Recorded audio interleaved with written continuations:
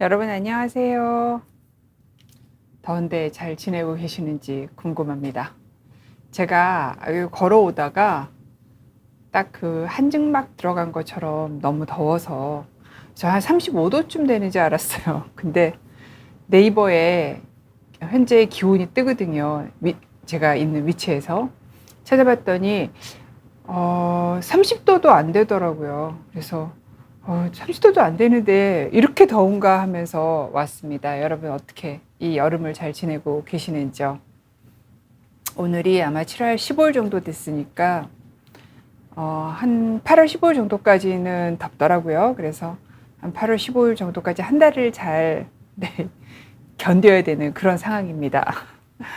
자, 오영도님은 아까부터 들어와 계신 것 같아요. 오영도님은 저랑 동현 PD랑 희선 PD님께도 또 인사를 주셨고요. 언제나처럼 윤희님 들어와 주셨고 미국 계시나 봅니다.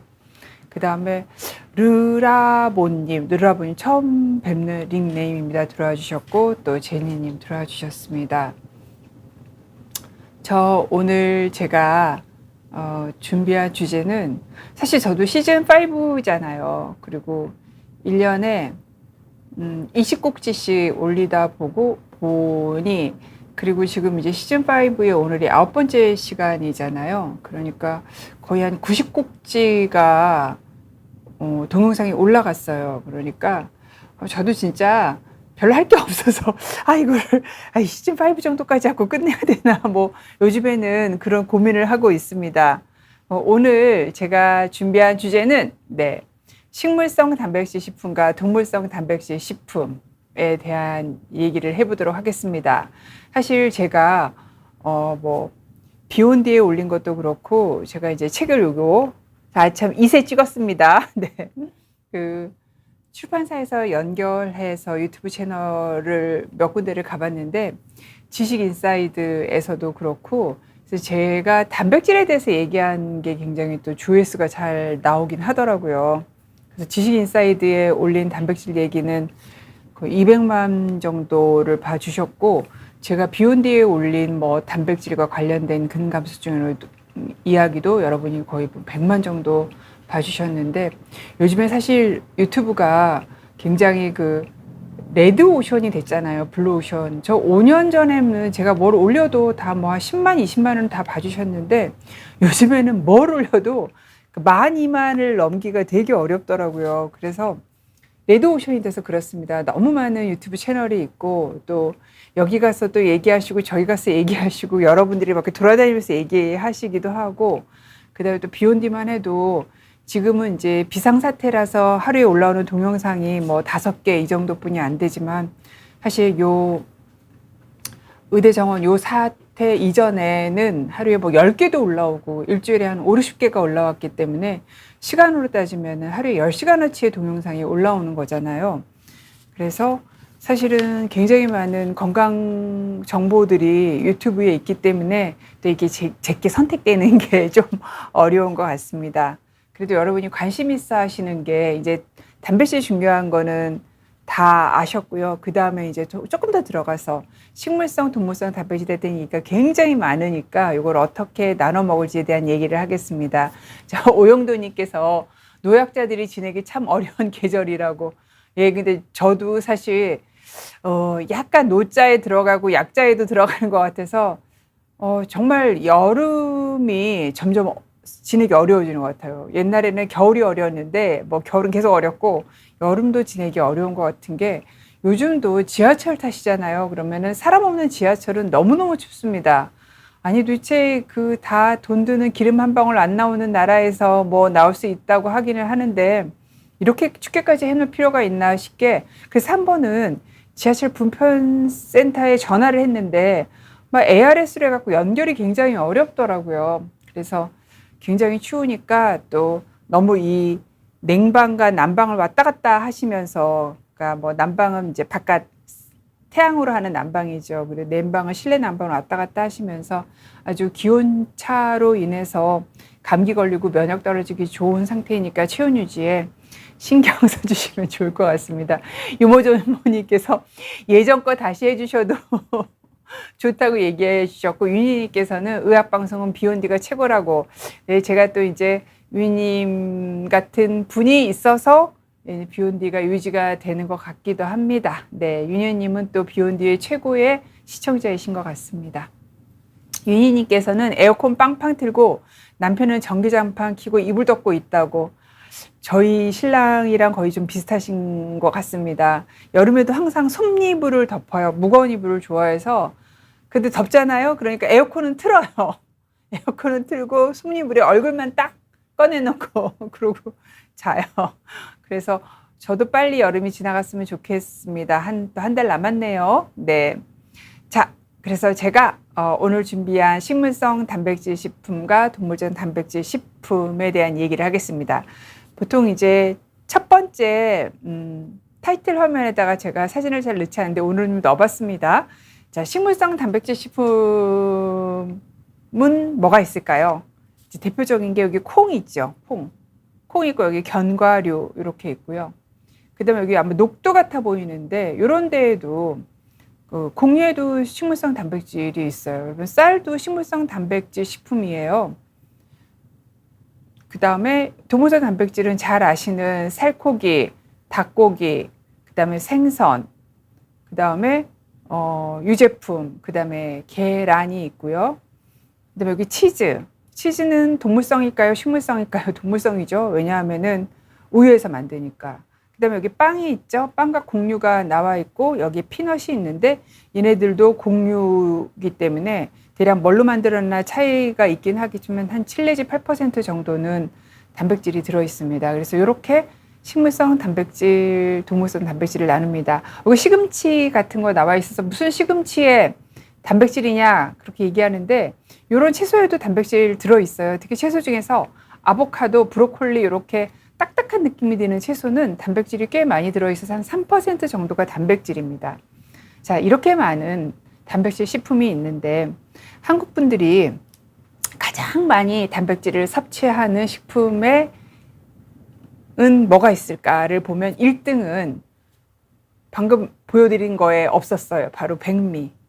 그러니까 흰쌀밥으로 단백질을 가장 많이 먹고 있고요.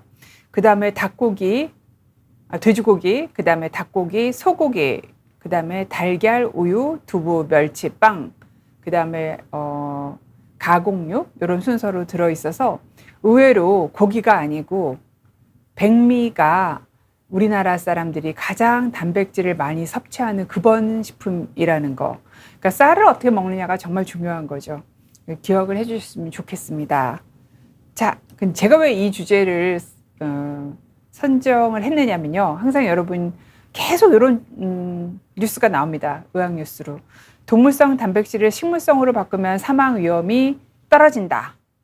그래서 여기 보면 8% 늘리면 식물성 단백질을 사망률이 10% 줄어들고 동물성 단백질을 10%를 늘리면 다 이제 외국에서 한 연구들을 얘기를 해주는 거죠. 사망률은 2%, 심혈관계 질환 발생 위험은 8% 증가한다. 이런 것들 굉장히 많이 보셨을 거예요. 계속 이런 논문들이 나오고 그 논문들을 기사화한 거를 여러분들이 계속 보고 계세요. 그리고 또 조금 더 심한 거는 이런 어그로도 있습니다. 고기 좋아하는 사람 더 빨리 죽는다고 무섭죠. 이런 어그로도 있어서 다들 마음속으로 식물성 단백질은 좋고 동물성 단백질은 건강에 나쁘다 이렇게 생각을 하고 계실 것 같아요. 그래서 그 내용을 한번 풀어보도록 하겠습니다. 실제로 논문마다 다 달라요. 동물성 단백질을 섭취를 이렇게 증가하면 심혈관계 사망률이 점점 올라간다는 걸 보여주는 그래프고요. 식물성 단백질의 섭취를 조금씩 증가를 하면 총 사망률이 떨어지고 있다는 걸 보여주는 그래프예요. 그런데 연구들을 보면은요, 식물성 단백질을 더 많이 먹으면 사망률이 줄어들고 어떤 만성 질환이 더 줄어든다라는 거는 대부분의 연구에서 그렇게 나와요. 그런데 동물성 단백질은 그렇지 않습니다. 이 연구는 동물성 단백질이 증가하면 할수록 심혈관계 질환 사망률이 높다고 나와 있지만 또 무관하다고 나온 연구들도 많습니다. 사망률도 무관하고 심혈관계 질환도 무관하고 암도 무관하고 이런 연구들도 굉장히 많아요. 그래서 여기에서 제가 말씀드릴 수 있는 건 확실한 건 식물성 단백질이 늘어나면 여러 가지 질환으로부터 예방하는 효과와 사망을 줄여주는 효과는 분명히 있는 것 같다라고 말씀을 드릴 수 있고, 하지만 동물성 단백질이 늘어나면 사망률이 증가하고 만성질환이 증가하는가에 대해서는 모든 연구가 그렇게 얘기하고 있지는 않다라고 말씀을 드릴 수 있습니다. 그러면 식물 앨리스 H님께서는 뽀빠이는 시금치 먹고 근육 팔뚝이라고, 그래서 제가 이 내용을 제 여기 책에도 썼는데, 사실 뽀빠이를 아는 세대라면 앨리스님은 좀 그래도 나이가 50대나 60대는 되지 않았을까 싶어요. 요즘 아이들은 뽀빠이 잘 모르더라고요. 저희 어렸을 때는 뭐 살려줘요 뽀빠이, 올리브가 얘기한 뽀빠이가 튀어나와서 올리브를 구해주는, 그리고 또 제가 옛날에 별명이 올리브였거든요. 굉장히 마르고 키가 크다고, 그래서 별명 많습니다. 네, 제 별명이요.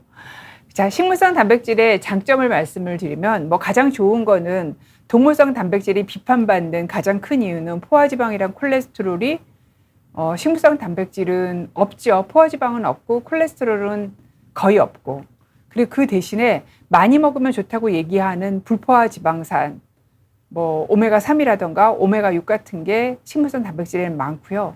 이 안에는 항산화 영양소가 굉장히 많아요. 비타민 뭐도 있고 비타민 C, 뭐 비타민 E도 있고, 더 중요한 항산화 영양소도 중요하지만 중요한 섬유소가 굉장히 많아서 얘네들이 우리가 먹고 장으로 내려가서 소화되고 남은 부분들은 장내 유익균을 증식시키는 역할을 합니다. 그러니까 내가 뭔가 좋은 균을 키우려면 이 좋은 균이 좋아하는 먹이를 줘야 되는데, 그게 바로 식물에서 오거든요. 채소와 과일, 그 다음에 곡류, 도정하는 곡류, 이런 데서 오기 때문에 식물성 단백질을 먹게 되면은 같이 덩으로 섬유소와 항산화 영양소를 먹게 되고, 그게 장내 유익균을 증가를 시키는 거죠. 윤희님께서 20대 딸이 뽀빠이를 안다고. 어떻게 알죠? 요즘도 뽀빠이를 하나요? 미국에서는. 그 다음에 칼로리가 굉장히 낮습니다. 뭐 당연히 지방이 없기 때문에 칼로리가 낮은 거고요. 그 다음에 이제 요즘 계속 얘기되는 게 환경 친화적이다. 뭐 지구온난화 이런 얘기 많이 들으시는데, 식물성 단백질을 키우는데 키우면서 발생하는 그 온난화를 일으키는 가스들이 동물성 단백질인 뭐 고기류를 만드는데 필요한 온실가스라고 얘기하잖아요. 온실가스가 훨씬 식물성 단백질이 적습니다. 제가 물을 좀 마시겠습니다.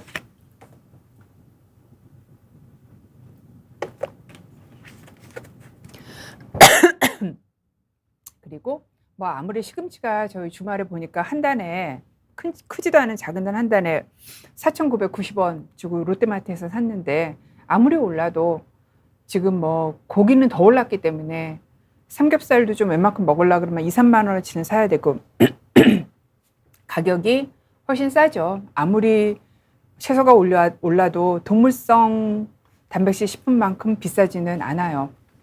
그리고 또 말씀드린 대부분의 연구에서 만성질환의 위험도를 낮춘다, 사망률을 낮추고 당뇨, 심혈관계 질환, 고혈압, 비만, 대사증후군, 암 발생을 낮춘다고 되어 있는 게 식물성 단백질의 장점입니다.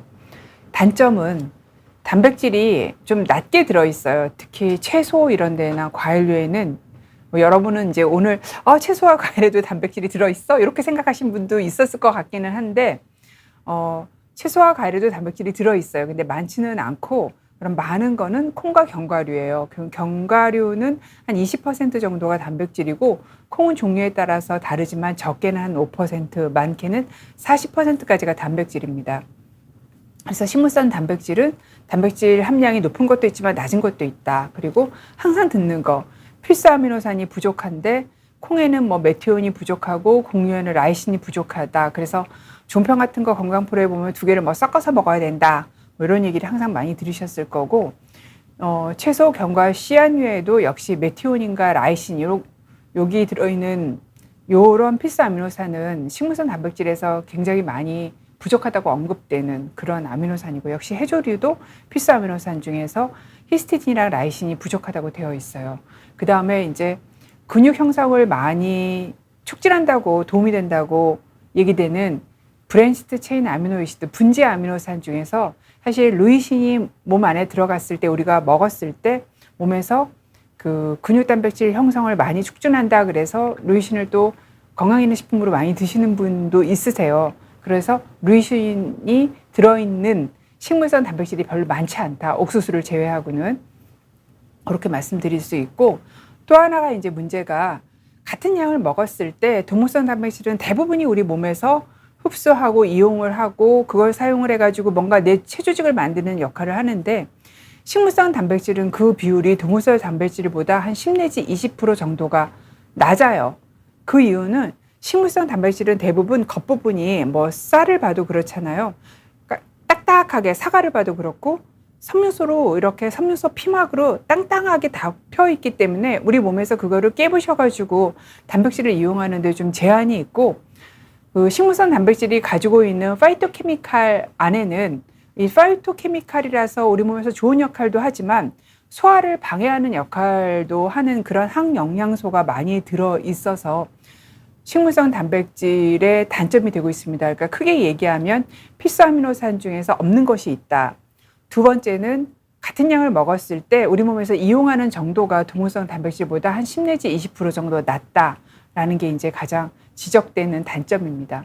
반면 동물성 단백질은 양적, 질적으로 우세해서 필수 아미노산이 충분하고 단백질 함량이 보통 한 20%는 되죠. 그리고 또 소화해서 생체에서 이용하는 율이 되게 높고, 그 다음에 우리가 먹었을 때 그게 우리 몸에 들어와 가지고 내 몸의 체조직을 만드는 자극을 굉장히 잘 해줍니다. 그래서 그런 장점이 있고, 또 동물성 단백질과 식물성 단백질 식품을 비교를 했을 때 사실 식물성 식품을 굉장히 잘 먹는다고 해도 식물성 식품에는 없기 때문에 동물성 식품을 먹어야 되는 것들이 있는데, 철분 중에서도 햄에 붙어 있는 철분, 빨간 피에 붙어 있는 철분이 훨씬 우리 몸에서 철분으로서 잘 사용될 수가 있는데 당연히 식물에는 없을 거고요.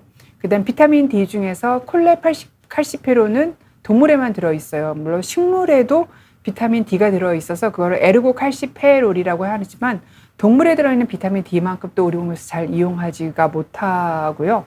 DHA는 오메가3 중에 하나죠. 뇌 조직에 들어있다고 얘기하는, 그것도 역시 식물에는 없고요. 비타민 B12도 역시 식물에는 없어서 채식하시는 분들이 꼭 영양소로 섭취하는 영양소입니다. 영양제로 섭취하는 영양소입니다. 공행 리놀레산은 체지방을 좀 감소시킨다 그래서 영양제로도 많이 드시는데 이것도 역시 동물성 식품에만 들어있고, 요즘 이제 운동 많이 하시는 분들 크레아틴인 많이 드시잖아요. 요런 것도 요거는 필수 아미노산은 아닙니다. 이런 것들도 동물성 식품에만 들어 있습니다. 그리고 그래서 요거는 식물성 식품에는 없기 때문에 식물성 단백질에는 없는 영양소고, 또 식물성 식품에도 들어는 있는데 생체 이용률이 좀 동물성 식품이 식물성 식품보다 더 높은 대표적인 게 칼슘. 그래서 우리가 칼슘을 드실 때는 유제품이 시금치에 들어있는 칼슘보다 좋다고 말씀드리는 거고, 철분도 햄철이 비햄철보다 훨씬 더 잘 흡수가 되는 거죠. 우리 몸에서 잘 이용을 할 수가 있습니다. 그럼 단점은 가장 비판이 되는 건 포화지방과 콜레스테롤이 많아서 심혈관계 질환을 높이기 때문에 심혈관계 질환 발생률과 사망률을 높여서 총 사망률을 높인다는 거. 그리고 요즘 이제 많이 핫해진 게 우리가 이제 소고기를 먹어요. 그러면 소가 반추동물이라 그래서 되새김을 하잖아요. 위에 넣었다가 다시 입으로 꺼내서 씹어가지고 다시 넣었다가 하는 그 과정에서 위에서 음식물이 고여있는 시간이 길기 때문에 여기서 발효가 됩니다. 그래서 소를 키우다 보면은 뭐 소만 그런 게 아니라 양도 반추동물이라서 되새김을 하는 동물이기 때문에 이 발효가 돼서 메탄가스 같이 지구를 따뜻하게 하는 온실가스를 굉장히 많이 만들어냅니다.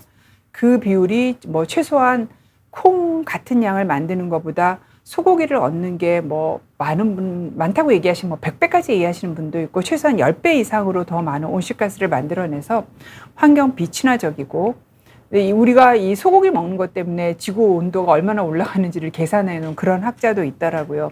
아무래도 고기와 생선류는 채소보단 비쌉니다.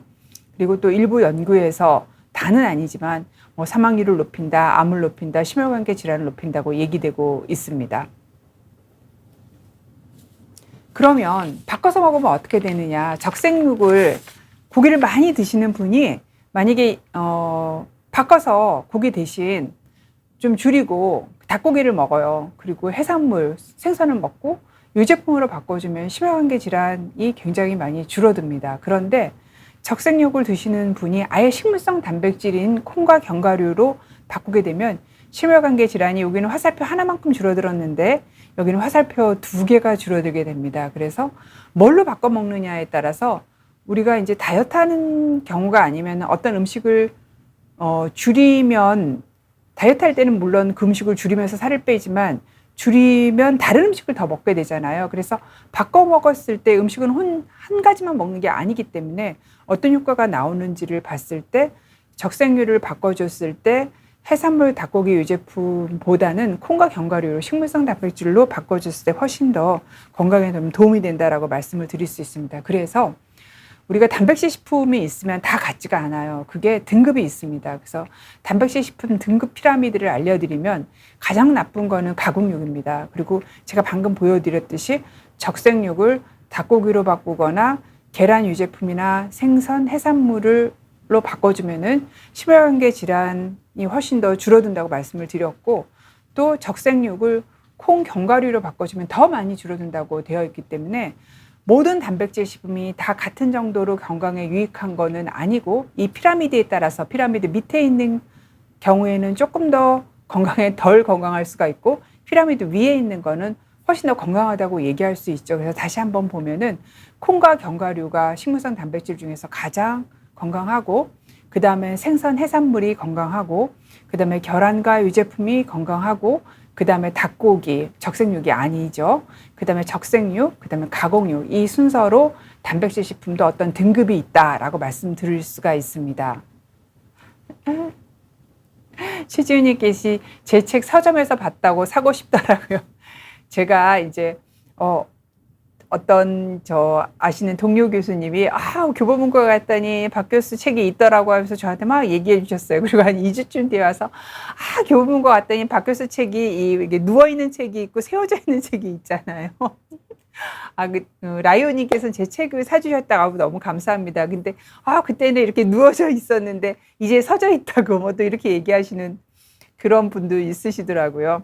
그래서 모든 단백질이 다 같지는 않다라고 얘기를 드릴 수가 있습니다. 그런데 제가 이제 오늘 얘기하고 싶은 거에 가장 키포인트 되는 슬라이드가 바로 이거예요. 자, 한국분과 요 초록색과 그 다음에 요 빨간색의 합이 어떤 분이 먹는 총 단백질의 양이에요. 그리고 이 초록색은 식물성 단백질이고 빨간 거는 동물성 단백질이에요. 일단 한국 성인과 미국 성인을 비교를 해보면 미국 성인이 한국 성인보다 최소한 10 내지 20% 정도 더 많은 단백질을 먹고 있어요. 그런데 그 비율을 보면 한국 성인 같은 경우에는 전체 내가 먹는 단백질 식품의 반반 정도를, 반을 식물성을 먹고 반을 동물성으로 먹어요. 그런데 미국 성인은 한 3분의 1 정도는 식물성으로 먹지만 3분의 1을 동물성으로 먹어요. 그런데 한국 노인의 경우는 또 한국 성인 전체랑 좀 다릅니다. 보시면 양 자체가 노인이 되면 일반 청년이나 중년층보다 드시는 단백질의 양이 또 20, 30% 정도가 줄어들어요. 양이 줄어드는데 뭐가 줄어드느냐면은 줄어드는 거는 동물성 단백질을 줄이는 거예요. 줄어지기 때문에 전체적인 섭취량이 줄어요. 사실 남성이나 여성이나 청년, 중년, 노년이나 밥은 다 먹고 살잖아요. 그리고 나이 들면 채소를 더 많이 드시기 때문에 식물성 단백질 섭취량은 큰 차이가 없어요. 그런데 나이가 들면서 단백질 섭취량이 줄어드는 이유는 바로 나이가 들면서 동물성 단백질이 줄어들어서 그래요. 그래서 비율로 보면은 나이가 드신 분들은 동물성 단백질은 3분의 1 정도 드시고 식물성 단백질을 2분의 1 정도 드시고 계십니다. 그렇기 때문에 우리가 앞에서 보여드린 대부분의 연구가 미국이나 유럽 이런 데서 한 20년, 30년 추적 관찰해서 고기를 이만큼 먹고 채소 단백질을 이만큼 먹고 콩 단백질을 이만큼 먹는 사람들은 이런 결과를 보였다라고 나오면서 식물성 단백질을 늘리고 동물성 단백질을 줄이면 사망률이 좋아지더라고 얘기를 했지만, 지금 우리나라 분들, 성인분들은 괜찮지만 노인분들은 이 역에서 나온 연구를 들으시고 동물성 단백질을 더 줄게 되면 지금도 줄어 있는데 더 줄게 되면은 확실히 영양결핍이 생기죠. 제가 앞에서 식물성 동물성 식품의 장단점을 얘기를 드리면서 식물성 식품에서 나온 단백질이 동물성 식품에서 나온 단백질보다 생체 이용률이 10 내지 20% 정도 낮다라고 말씀을 드렸어요. 그러니까 미국 성인들은 동물성 단백질을 많이 먹기 때문에 얘를 식물성으로 바꿔도 생체 이용에 큰 문제가 없어요. 총량이 많기 때문에. 그렇지만 쭉 와서 한국 노인이 요만큼뿐이 안 먹고 있는데 전체적인 총량도 적고 드시는 것에서 동물성 단백질도 3분의 1뿐이 안 들어오고 있는데 여기에서는 그러면 단백질의 질이 많이 먹고 있는 분보다 훨씬 더 중요해지게 되는 거죠. 그래서 단백질을 되게 많이 먹는 사람에 있어서는 동물성 단백질을 식물성으로 바꿔도 크게 단백질의 이용에 있어서 크게 문제가 없지만 우리나라 노인들, 특히 여성 노인들 같이 전체에 먹는 단백질의 양도 적고 전체적으로 먹는 양도 적은 데다가 동물성 단백질도 굉장히 적게 먹는 분이 질이 나쁜 식물성 단백질로 옮겨 타게 되면은 단백질 영양 결핍이 알게 모르게 생기게 되어 있습니다. 그래서 외국에서 단백질을 너무 많이 먹는 그 외국에서 나온 연구를 다 가지고 기사가 된 거를 다 받아들이면서 그나마 이렇게 한 조각 먹던 동물성 단백질도 다 안 드시게 되면은 오히려 영양결핍이 와서 건강이 나빠질 가능성이 더 많다. 그러니까 정리를 하면 내가 고기를 되게 많이 먹는 사람이면 당연히 줄여야죠. 줄이고 콩을 좀 늘리고 채소도 좀 늘리고 그 다음에 견과류도 좀 늘리는 게 맞지만 내가 평상시 육류 섭취가 적은 분들이라면 골고루 먹고 동물성 단백질 식품도 줄여 먹지 않아야 되는 게 제가 오늘 드리고 싶은 제일 큰 결론입니다. 그래서 고기를 많이 먹는 분의 피라미드를 아까 제가 고기의 등급에 따라서 보여드렸고 요거는 그게 이제 앞에 요거를 제가 여러분 보기 쉽게 한국어로 바꿔서 보여드린 거고요.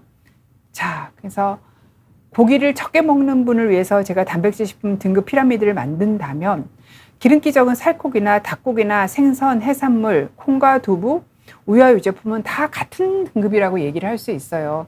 물론 가공육은 좀 나쁘죠. 얘를 제외하고는 그냥 골고루 돌아가면서 드시면 되지 굳이 육고기를 줄여서 드실 필요는 전혀 없다. 그렇게 되면 양도 주는데 질까지 안 좋아져서 결핍이 생기게 된다라고 얘기 드릴 수 있을 것 같습니다. 그래서 이제 결론적으로 그럼 동물성 단백질 식품을 제가 이제 식물성 단백질과 비교해서 오늘 말씀을 드렸는데 전체적으로 내가 먹는 단백질에서 동물성 단백질을 얼마나 먹어야 되냐고 얘기를 한다면 보통 한 3분의 1에서 한 40% 정도 먹기를 권유를 하거든요. 그러니까 3분의 1에서 40%. 그럼 내가 아침, 점심, 저녁 중에서 한 번만 동물성 단백질 식품을 고기를 먹어야 된다. 이런 뜻은 전혀 아니고요. 왜냐하면 우리가 먹는 밥으로 들어오는 식물성 단백질도 양이 굉장히 많습니다.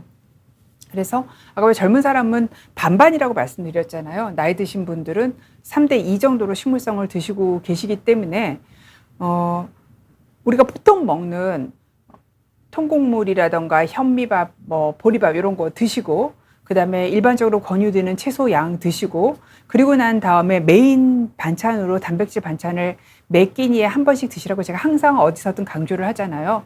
그때 하루에 3번 식사 중에서 2번 정도는 동물성 단백질을 드셔도 오히려 드시라고 말씀을 드리고 싶어요. 그래야 부족하지 않게 섭취를 할 수가 있다. 그렇다고 매 끼니에 고기를 드시라는 얘기는 전혀 아니고 3번 먹는 메인 디시 중에서 2번 정도는 동물성 단백질 식품으로 드셔도 전혀 문제가 없다. 이렇게 돌아가면서 한 번은 살코기도 드시고 한 번은 생선도 드시고 여기 뭐 한 번은 해산물도 드시고 그다음에 닭고기도 드시고 그리고 한 번은 콩과 두부를 드셔도 좋고요. 콩과 두부는 단백질 함량이 조금 적으니까 2배를 드셔야 되는 거죠. 간식으로는 우유 제품을 이렇게 드시게 되시면은 크게 문제 없이 단백질 식품을 채울 수 있다라고 말씀드릴 수 있습니다. 자, 제가 오늘 한 30분 동안 이제 설명을 드렸고요. 제가 올려주신 질문에 대한 답을 아는 데까지 드릴게요. 네, 짜장면님께서 손톱이 잘 찢어지고 접혀서 손톱을 기를 수가 없어요. 단백질이 부족해서 그런 걸까요? 혹시 이제 무좀이 있는 게 아니라면 단백질 결핍 증상이 피부랑 손발톱에서 잘 나타납니다. 그래서 일단 이제 제가 예전에 올려놓은 단백질 먹는 방법이 있어요. 그거대로 드시면 사실 거의 부족하지 않거든요. 그래서 짜장면님께서 먼저 하실 일은 내 단백질 섭취가 충분한가를 한번 내가 이렇게 먹고 있는가를 제가 올려놓은 단백질 동영상을 보시고 확인을 하시고 그 다음에 그거를 좀 그대로 드시고 난 다음에도 이제 손발톱이 잘 찢어지는지를 보시면 될 것 같습니다. 그리고 그 전에 혹시 이제 무좀 같은 손톱 질환이 있어서 손톱이 약해진 거는 아닌가를 또 한번 확인을 하실 필요는 있습니다. 선현규님께서 전해질 검사 시 단백질이 표준 수치 안에 겨우 들어갑니다. 식사와 더불어 단백질 분말의 정량의 반 정도를 하루에 3번 나누어서 먹고 있으며 신장 기능은 정상이며 대사질환은 없는 60대 후반인 여성인데 이대로 괜찮냐고 물어보셨는데요. 그렇게 해서 드시는 단백질이 하루 몇 그램을 드시고 계시나요? 단백질 분말 드시는 단백질이 얼마나 되시는지 모르겠는데 한 하루에 20g 정도를 3번에 나눠서 드시는 건 전혀 문제가 없고요. 더 중요한 거는 앞에서도 말씀드렸지만 그 분말에 들어있는 거 말고 음식으로 제대로 채울 수 있는 거를 먼저 하시는 게 좋고요. 그 다음에 이제 혈액검사의 단백질 수치는 단백질이 너무너무 결핍이 돼야 떨어집니다. 그러니까 그걸 가지고 내 단백질 양을 평가할 수는 없어요. 그럼 내 단백질이 제대로 들어오고 있는지 평가하는 방법은 의사 같은 경우는 환자한테 식사일지 써오라 그래서 그거를 읽어보고 난 다음에 판단을 하고 선 선생님께서 선현규님께 먼저 하실 거는 제가 올린 단백질 동영상을 보고 내가 하루에 그만큼 먹고 있는지를 확인을 하시는 거지 혈액 검사를 하실 필요가 없는 게 사람마다 정상 범위가 여기서 여기까지인 이유는 그 안에 들어있는 건 사실 별 문제 없다는 뜻이거든요. 선생님의 그 단백질 수치는 원래 체질적으로 여기에 맞춰져 있는 거예요. 또 반대로 여기에 맞춰져 있는 분이 있어요. 그런데 이제 너무 떨어지면은 단백질을 만드는 간에 문제가 없는지를 봐야 되는 거고 혈액의 단백질로 내가 단백질을 제대로 먹고 있는지를 확인할 수는 없다. 그러면은 내가 제대로 먹고 있는지를 확인하는 방법은 내 식사일지고 내 식생활을 되돌아보면서 매 끼니에 단백질 식품을 계란 크기만큼 먹고 있는가. 그 다음에 밥은 제대로 잡곡밥이나 아니면 콩밥도 좋고요. 그 다음에 현미밥 같은 걸 먹고 있는지, 채소는 충분히 먹고 있는지, 이런 걸 보고 판단을 해야 됩니다. 그래서 계속 정상 상태 유지하고 있다면 크게 걱정하시지 않으셔도 됩니다. 소니님께서 아들이 올해 30이 됐는데 다이어트 한답시고 저녁에 현미밥 작은 거 닭가슴살 먹는데 저녁만 이렇게 드시면 크게 상관은 없습니다. 근데 중요한 게 이렇게 이제 식사량 줄여 먹으면 100% 배고픔도 오지만 변비도 오거든요. 그리고 또 닭가슴살 많이 드셔도 변비 와요. 그래서 여기에다가 저 같으면은 쌈채소를 좀 같이 드셔서 쌈채소를 좀 충분히 드시면 저녁 먹고 난 다음에 배가 금세 출출해지면서 배고파지는 거를 없앨 수도 있고요. 다이어트 중에 흔하게 오는 채소 섭취 부족으로 인해서 변비 오는 것도 줄일 수가 있어서 저는 그렇게 한 끼 드시는 거 아무 문제 없고 단지 거기다가 쌈채소를 드시거나 샐러드, 드레싱 치면 너무 칼로리가 높아지니까 그렇게 해서 같이 드시면 될 것 같습니다. 그 다음에 권소리 님이 단백질 음료는 단맛이 강한데 괜찮을까요? 요게 문제인데요. 제가 이제 시즌 1인가 2에 영양 성분표 보는 법을 올린 게 있어요. 근데 제가 너무 설명을 열심히 해갖고 키포인트를 잘 말씀을 못 드린 것 같은데 제 키포인트를 다시 한번 말씀드릴게요. 단백질 음료는 천연식품입니까? 가공식품입니까?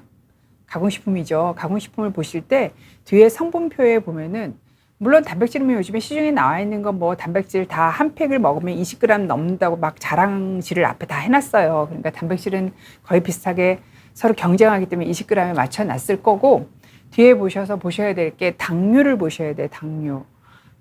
탄수화물 요 밑에 보면 당류가 있는데 이 당류가 어떤 단백질 식품은 단백질 음료는 굉장히 높습니다. 그럼 높다에 낮다의 기준은 뭐냐면 일단 1회 드시는 양의 10이 넘어가면 굉장히 높은 거라고 얘기를 할 수가 있어요. 그럼 굉장히 단 거예요. 그러면 어떤 거가 낮느냐 하면은 한 5 정도 전후에 있으면 그거는 낮은 거예요. 가당을 안 했을 가능성이 많아서 단맛이 굉장히 강하다 하면은 당분 양을 한번 확인을 해보시고 다음에 이제 마트에 가시면 당분이 적은 걸 드시는 게 어떨까 싶습니다. 저는 이제 개인적으로 단백질 음료를 좀 이거저거 먹어봤는데 빙그레에서 나오는 마이 프로틴인가?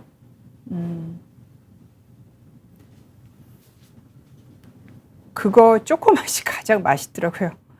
제가 좀 알려드릴게요. 근데 이거는 저도 환자분한테 설명하면서 당분도 많지는 않아요.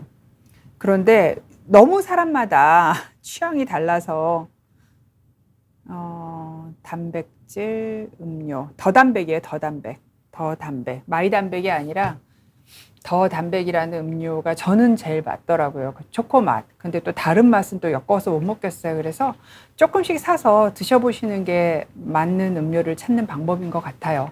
그래서 답은 뒤에 영양 성분표를 보고 당분의 양이 5에 가까운지 10에 가까운지를 확인하시라. 요게 제 답입니다. 자, 도미크님이시죠. 도미크님께서 40대 남자인데 배드민턴 즐겨하고 운동이 끝나면 분리유천 단백질 보충제를 우유에 타먹는 보충제를 먹으면 탈모에 영향을 미친다는 영상을 어떤 의사가 말하는 걸 봤어요. 스테로이드가 들어간 단백질이 아니라 순수한 분리유청 단백질도 탈모에 영향을 미치나요? 그리고 이렇게 운동한 후에 동물성 단백질을 섭취하는 게 괜찮나요?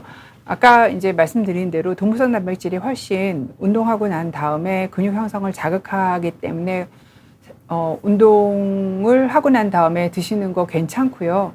보통 웬만한 회사에서 만들어진 분리유청 단백질에 다 정제를 하고 만들기 때문에 그렇게 뭐 스테로이드가 들어있거나 그렇지는 않습니다. 그래서 그런 걱정은 하지 않고 드셔도 됩니다.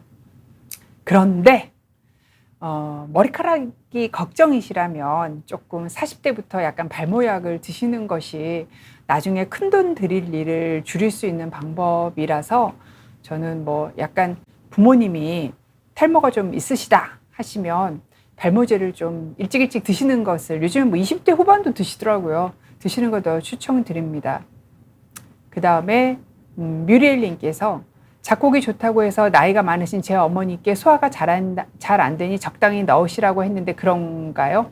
작곡이 좋다고 해서. 제가 그렇게 얘기했다는 얘기인가요?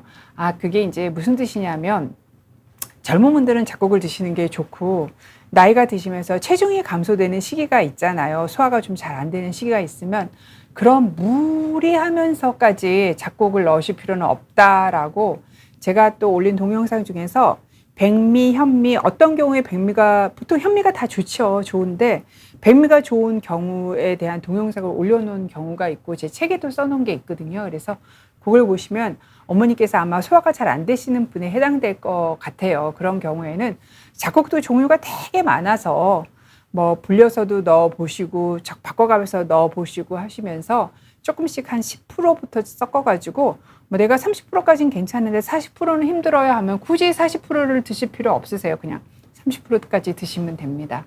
그래서 나한테 맞는 걸 찾아가는 게 중요한 것 같습니다. 뭐 콩을 넣으셔도 되고요. 렌트리콩 같은 건 되게 부드러워가지고 잘 씹히거든요. 소화도 잘 되고. 네. 그 다음에 한반도엔 나님께서 신장이 안 좋은 사람들은 단백질, 나트륨, 칼륨, 인, 물 등을 섭취하는데 제재를 받는데 시중에 나오는 알부민도 사실 단백질이라서 만약에 단백질, 나트륨, 칼륨, 인, 물 이런 거 좀 덜 드시라고 얘기를 들은 상태라면 추가적으로 단백질 보충제를 드시지는 않는 게 좋습니다. 그리고 알부민이 입으로 먹을 수 있는 것도 있나요? 다 주사 맞는 거 아닌가요?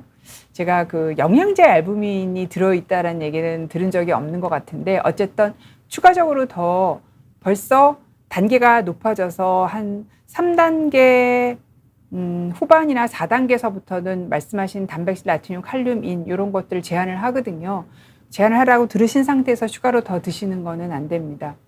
네, 안 드시는 게 좋습니다. 왜냐하면 단백질이 분해된 그 대사산물이 간에서 대사를 해가지고 콩팥으로 내려 보내는데 얘가 그 빠져나가면서 콩팥에 되게 많은 무리를 줘요. 그래서 정상 신장 기능에서는 별 문제가 없지만 신장 기능이 떨어진 상태에서는 신장 기능을 더 안 좋게 할 수가 있습니다. 고래밤님께서 단백질을 위해서 프로틴 분말을 타먹는데 이걸로 하루 권장량을 채울 수가 있나요? 채울 수는 있죠. 그런데 이렇게 드시면 절대로 안 됩니다. 음식을 먹는 원칙. 제가 지난주 금요일 날 무엇이든 물어보세요에 가서 얘기한 내용인 것 같은데, 자, 규칙적으로, 그러니까 제때 하루 3번 규칙적으로 제때 먹는 거죠. 그다음에 정량, 살찌지도 않고 빠지도 않을 그런 양으로, 그다음에 3번째는 골고루 균형 있게. 그러니까 3번째에 전혀 해당하지 않는 거죠. 그래서 이렇게 드시면은 다른 영양소에 다 결핍이 옵니다. 우리가 단백질만 먹기 위해서 고기를 먹는 거 아니고 단백질만 먹기 위해서 생선을 먹는 거 아니에요. 제가 앞에서 보여드렸던 장단점 설명하면서 보여드렸던 요 같이 들어있는 많은 요런 영양소도 같이 먹기 위해서 먹는 거라서 이론적으로 먹을 수는 있지만 절대로 그렇게 하시면 건강을 해칩니다. 박용일께서 하루 총 섭취할 단백질 양을 한 끼에 다 먹는 거랑 3끼에 나눠서 먹는 거랑은 차이가 없는 거지. 있습니다. 네. 한 끼에 먹는 것보다 3끼에 나눠서 드시는 거예요. 그러니까 한 끼에 한 25에서 30g 정도 단백질을 드시는 것이 가장 근육을 많이 만든다고 되어 있어요.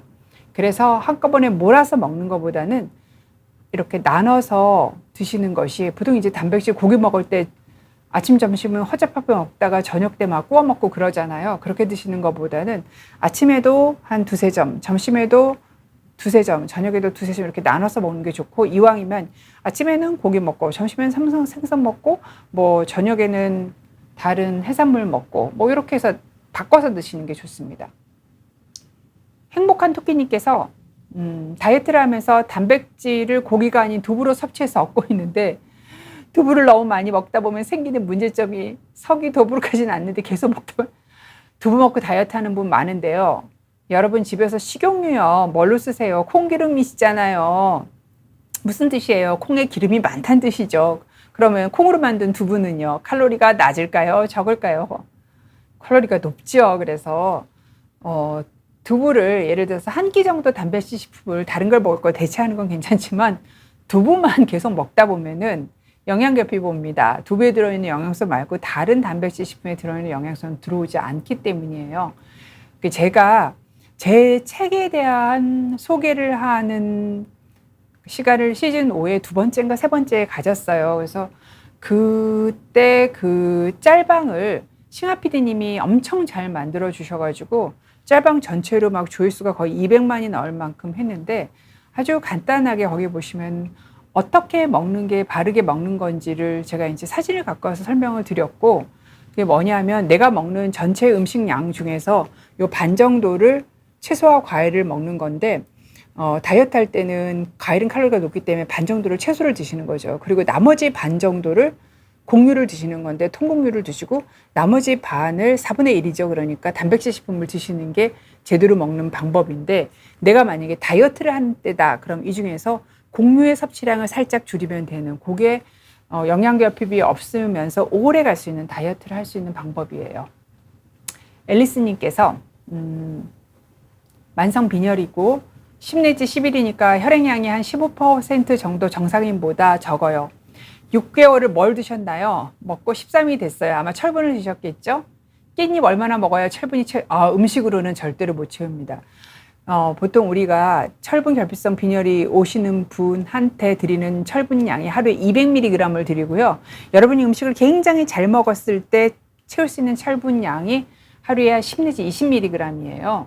그렇기 때문에 그러면 내가 먹는 식사량을 하루에 잘 먹는 걸 10배를 해야지 빈혈 치료 용량이 되기 때문에 음식으로 채울 수 없기 때문에 영양제를 드셔야 되고, 정상이 되고 난 다음에 6개월을 더 드셔야 저장철, 내 몸에도 철분이 저장돼 있거든요. 그것까지 다 채울 수가 있어요. 만약에 정상이 되는데 끊으면 금세, 아직 가임 기간의 여성이기 때문에 금세 빈혈이 또 생깁니다. 그래서 정상화시키고 난 다음에 6개월 더 합니다.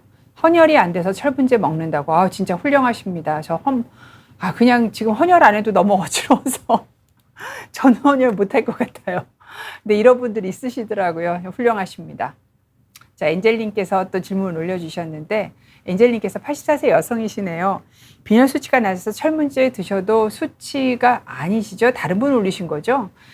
부모님? 아시는 분? 네. 빈혈 수치가 낮아서 철문제 드셔도 수치가 정상이 되지 않아요. 그 이유는 84세 여성에서 빈혈이 온 거는 철분결핍성 빈혈이 아닌 경우가 많습니다. 예를 들어서 생리를 안 하기 때문에 그렇게 철분이 부족하지 않을 가능성이 많은데, 흔히 보는 거는 이제 나이가 드시면은 조혈기관, 피를 만드는 기관도 좀 노화가 되잖아요. 그렇기 때문에 표를 조금 덜 만드는 것 같아요. 재료가 충분히 주어져도 그런 가능성도 있고, 두 번째는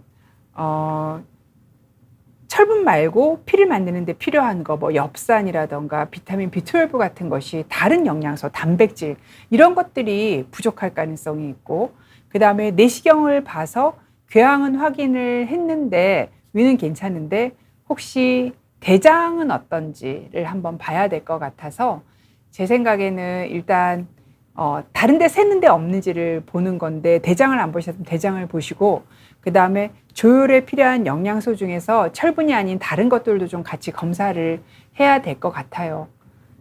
그렇게 하시는 게 좋겠습니다. 네.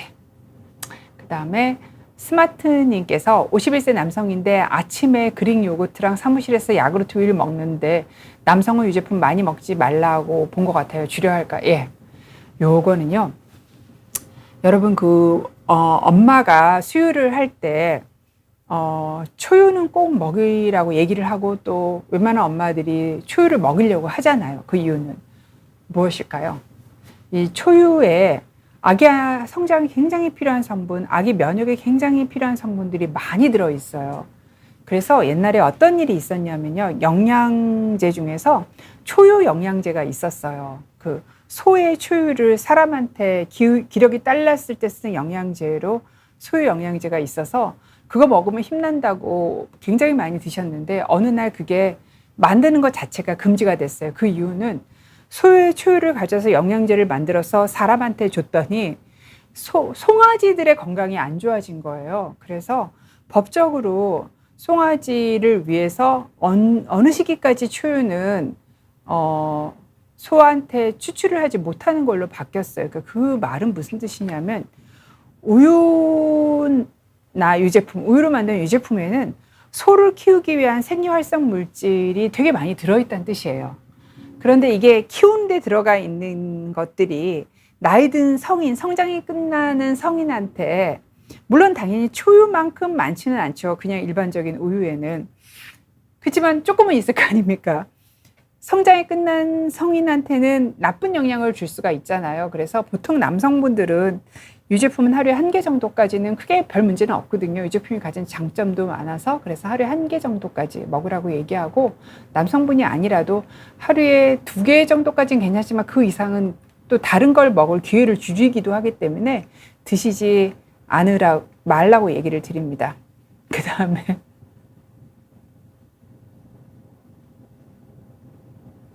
네, 위렐리까지 답을 드리면 될 것 같아요. 내장 비만은 식사로 해결할 수 있냐고, 제로 칼로리 젤리만 많이 먹고 있는데요. 안 됩니다. 내장 비만은 운동하셔야 돼요. 유산소 운동하셔야 돼요. 그래서 약간 숨찰 정도의 유산소 운동을 하시면 다행히 내장 비만은 굉장히 생리 활성도가 높아가지고 피하 지방은 잘 안 녹지만 요거는 잘 녹거든요. 여러분이 유산소 운동을 하시면. 그래서 유산소 운동을 하셔야 되고, 제로 칼로리 젤리를 많이 먹다 보면은요, 이 제로 음식들의 문제가 뭐냐면 단맛은 남아있기 때문에 단맛을 좋아하는, 선호하는 내 습성이 남아요. 그리고 평상시보다 단맛을 안전하다고 생각해서 더 많이 드시게 되죠. 그래서 그러다 보면 진짜 당분이 들어있는 단맛까지도 연결이 되거든요. 그래서 뭔가 단맛을 좋아하지 않는 거로 내 입맛을 바꾸는 게 중요하기 때문에, 제로 칼로리 젤리를 정말 나 정말 사탕 먹고 싶어, 젤리 먹고 싶어 이럴 때 1-2개 먹는 거 정도를 권유드리지, 달고 먹는 거를 권유드리진 절대로 않습니다. 그래서 내장 비만은 물론 식사도 좋은 음식 드셔야 되지만 운동하셔야 됩니다. 자, 여러분과 대답하고 웃는 뮤렐링님, 박사님 전공이 무용이죠. 무용을 싫어해요. 가끔 이제 환자분들 중에서 운동을 전공을 하신 분들이 오세요. 그리고 운동을 되게 좋아하는 분들이 오세요. 그리고 이제 제가 무엇이든 물어보세요 나가면 끝나고 토크를 한 30분 정도 하고 헤어지는데 운동하시는 분이 항상 나오시잖아요. 그분들한테 제가 항상 운동 좋아지는 약 먹고 싶다고 특히 근력 운동 왜 우리 다이어트 약은 음식 못 먹게 하는 약들 있잖아요. 운동은 좋아지게 하는 약 같은 거 만들면 좋겠다고. 근데 사실 기전상 그거는 만들기 어려울 것 같습니다. 네, 그래서 오늘도 여러분과 말씀 나누는 사이에 벌써 50분이 됐고, 네, 뒤에 또 다른 교수님께서 기다리고 계셔서 오늘은 이 상태에서 동물성, 식물성 단백질의 장단점을 말씀드렸고, 또 하나가 언론에 나오는 거는 동물성 단백질을 너무너무 많이 먹는 사람이 줄여 먹으라는 얘기인 거지, 너무 조금 먹거나 좀 나이가 많으신 분들한테 해당되는 얘기는 아니다라는 게 큰 제 주제라고 말씀드릴 수 있습니다. 오늘도 늦은 시간까지, 이렇게 더운 날씨에 늦은 시간까지 비오디를 시청해 주셔서 너무너무 감사드립니다. 여러분 좋은 밤 되세요.